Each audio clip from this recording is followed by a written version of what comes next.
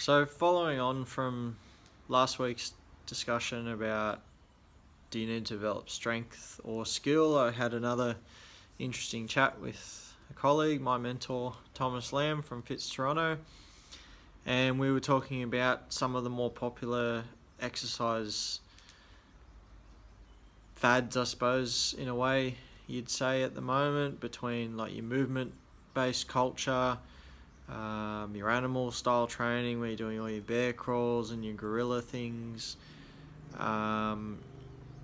to bodyweight and gymnastics and calisthenics and all the bar stars and all those kind of guys, to CrossFit, to lifting weights, to all those sort of different things. And we were trying to put together like what's best. Obviously the standard answer is it depends, and it does depend on the individual and what they're trying to achieve and all that sort of thing. I made the point that I really like some of the movement culture flow things and your gymnastic training and even like your zoo culture stuff, but I don't totally know when I could fit it in with guys in the pro sports realm that I'm working with, because you only have a finite number of hours in the day, and are you going to sacrifice some of those things, sacrifice the things you're doing like basic weightlifting and Olympic lifts and all that sort of stuff to add these other things? And firstly, it'd be a really hard sell to both the athletes and the coaches and all that, which is part of doing what we do in the high performance setting. You've got to deal with people and manage people and their expectations and all that. And some of these things it'd be hard to produce or to show measurable data to support your argument. There's plenty of studies out there that if you squat heavy, you'll run fast. So that's a kind of an easier sell compared to if you do bear crawls, you'll get faster at running. I don't know of anything that really exists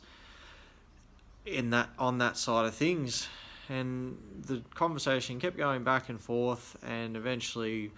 I think we both sort of agreed and got to the point where probably the most ideal time for a lot of these things is if you're working with youth athletes. I think kids, before they worry about playing team sports, need to be able to run and jump, and they should crawl, and they should learn how to some sort of combat martial arts type thing where they can produce an impulse, because that's going to help with hitting a baseball or swinging a golf club or whatever down the line. If you know how to effectively coordinate your body to produce power like that, learning how to run properly is massive for field sport athletes like rugby league, because when you break it down, most of what they do is run, and yet a lot of them don't actually run very well. So if you're going to if you teach them as kids, before you worry about introducing a football or whatever, teach them how to do these things properly. Teach them some combat, teach them some wrestling, teach them to dance, teach them how to do handstands and tumbles and rolls and all that kind of stuff, so that they have control of their body, and then you gradually load it more and more. And as they get older, you get more specific to the demands of the sport. But I think developing that coordination and those movements, or as we sort of talked about last time, developing strength in skills, is probably something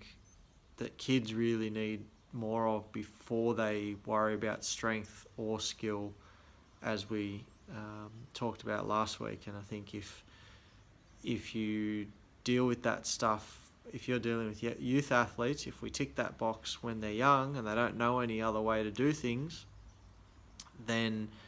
you don't have to worry about it when they get to where I'm dealing with guys and someone's done a hammy and we're having to try and teach him how to run properly from scratch and break down all those old habits that he's got.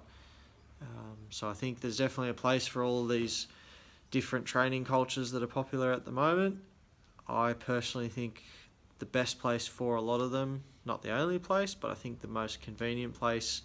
for a lot of them at the moment is in younger and more developing athletes. I think they should be able to control their body first before they worry about adding weights, and that's just my opinion. Thanks.